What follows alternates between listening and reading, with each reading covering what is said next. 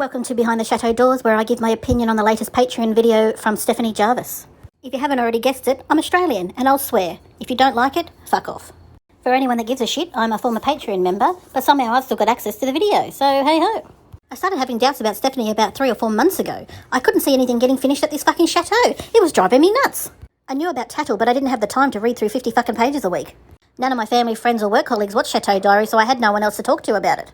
But I watch a lot of YouTube, so I knew there must be someone on fucking YouTube making videos. And then I found Kathy's vlogs in France, which criticised Chateau Diaries, and I thought, fucking finally, hurrah! But I could see she didn't want her channel to just be all about Chateau Diaries. I was thirsty for more, and then the Selmar video dropped. For anyone that doesn't know, Selmar made a video for his Patreons that got leaked onto YouTube, where he discussed being bullied by Natty. I can't remember who it was that leaked it, but you're a fucking saint. Because of that video, other people decided to make videos. There was Franz Joseph and the Shishwan Diaries, and Disappointed, who's no longer disappointed because they're fucking disappeared. So I felt in good company to start my own channel. I don't want to invest too much time in this channel because I want to watch fucking YouTube.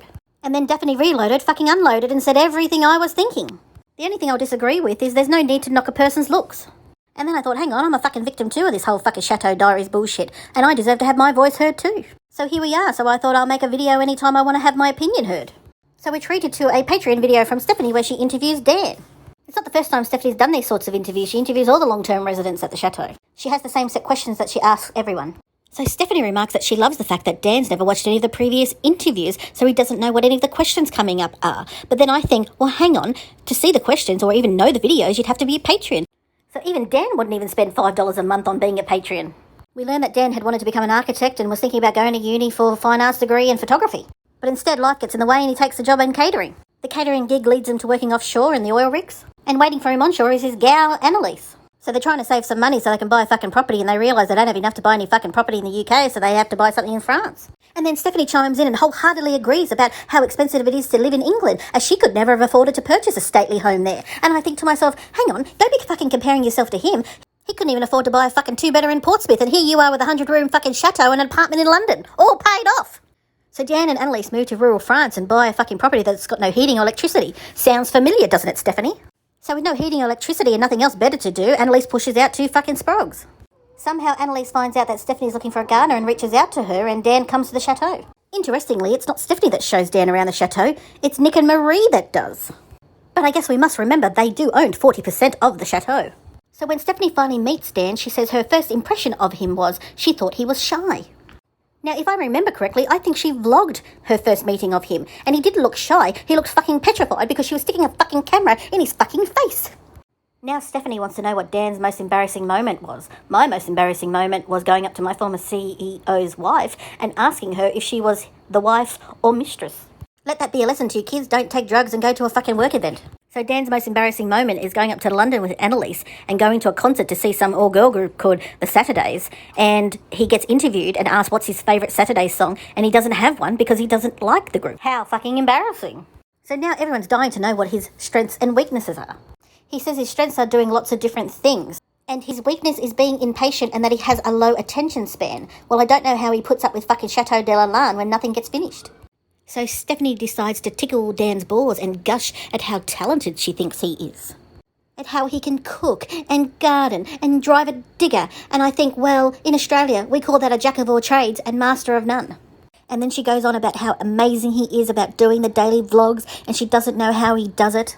Well, I tell you how he does it. He spent all his time on these fucking daily vlogs, and he has with his family, and that's why his partner separated from him. Now people want to know what Dan's star sign is. Well, FYI everybody, Dan's a fucking Sagittarius. So now we're up to the second last question. Where does Dan see himself in 10 years' time? So it's no fucking surprise, Dan doesn't know where he wants to be in 10 years' time.